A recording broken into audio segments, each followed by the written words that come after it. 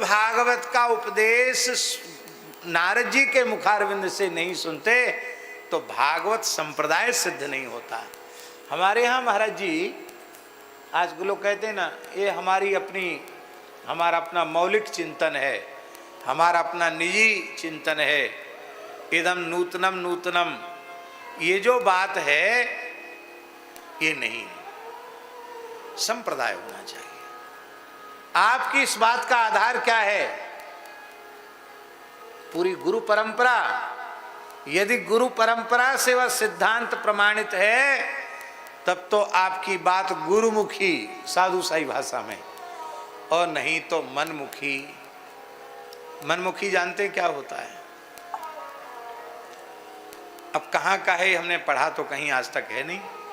पूज्य गुरुदेव पहाड़ी बाबा कहते थे, आपा पंथी मनमुखी, आपा पंथी मनमुखी, फिरे टोल के टोल। क्या? आपा पंथी मनमुखी, फिरे टोल के टोल। टोल के टोल फिरते हैं आपा पंथी मनमुखी।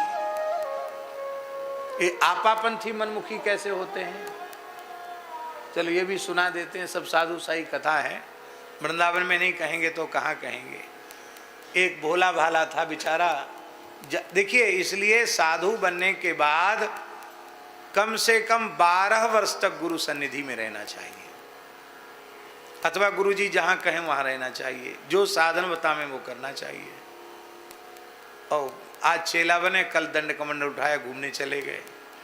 ऐसे कोई था भोला भाला, चला गया।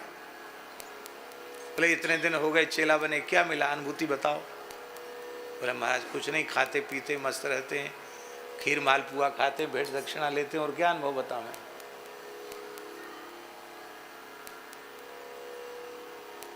तो बोले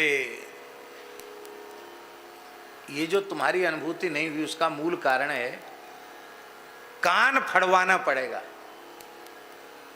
कान में मुद्रा धारण कर लो, योग मत में दीक्षा ले लो, नाथ पथ में, नाथ पंथ में, तो कुछ अनुभूति हो जाएगी। उसने कहा फिर तिलक बदलना पड़ेगा। बोले तिलक तो नहीं बदलें क्योंकि गुरु जी को माथा दे दिया है। बोले कोई बात नहीं, तिलक वही रखो पर कान फड़वा कर मुद्रा पहन लो। उसने बेचारे ने कहा चलो फड़वा लेते हैं कान। कान फड़ो, देखा इतने बड़ी बड़ी मुद्रा पहनते, पूरी कान फाड़ देते हैं, बड़ा छेद होता है। वहाँ भी कुछ दिन रहा, लगा कुछ नहीं है, आगे बढ़ा तो एक जगजीवन संप्रदाय है, वो भी रामानंद संप्रदाय की शाखा, बिहार तरफ है। बीच में श्याम श्री लगाते हैं और हाथ में 5 रंग के सूत का धागा का गंडा पहनते हैं। उन्होंने कहा रे पंच तत्व को नहीं पहचाना तो क्या अनुभव किया तुमने, गंडा बांध लो तब ठीक होगा। तो उनसे भी कुछ ले लिया ज्ञान ध्यान। तो कान में तो, माथे में तो तिलक अपना जो परंपरा का, कान में नाथ संप्रदाय का चिन्ह, हाथ में जगजीवन स्वामी का गंडा। फिर भी बेचारे को कुछ नहीं हुआ तो एक मुसलमान फकीर मिल गया। अरे बोले सारी समस्या तो इसी की है, सुन्नत कराओ अनुभूति तुरंत होगी।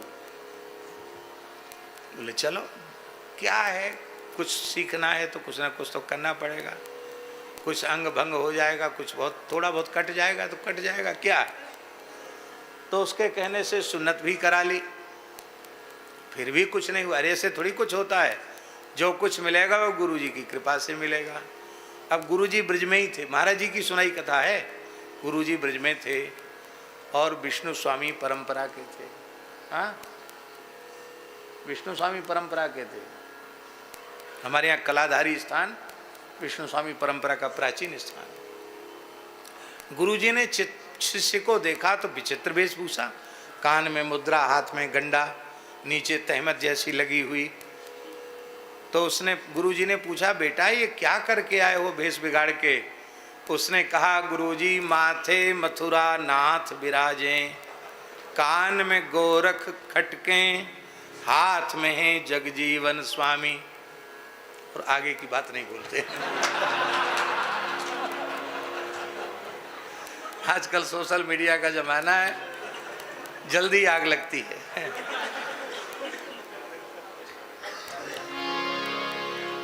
कहने का आशय यह है, इसी को कहते हैं आपा पंथी मनमुखी फिरे टोल के टोल। इसलिए भैया संप्रदाय नहीं वैष्णवता कुत्र संप्रदाय पुरस्सरा। सांप्रदाय कहना आज गाली हो गया, लेकिन वस्तुतः संप्रदाय जैसा पवित्र शब्द कोई दूसरा नहीं है। यहाँ पूज्य भूरी वाले महाराज जी बैठे हैं।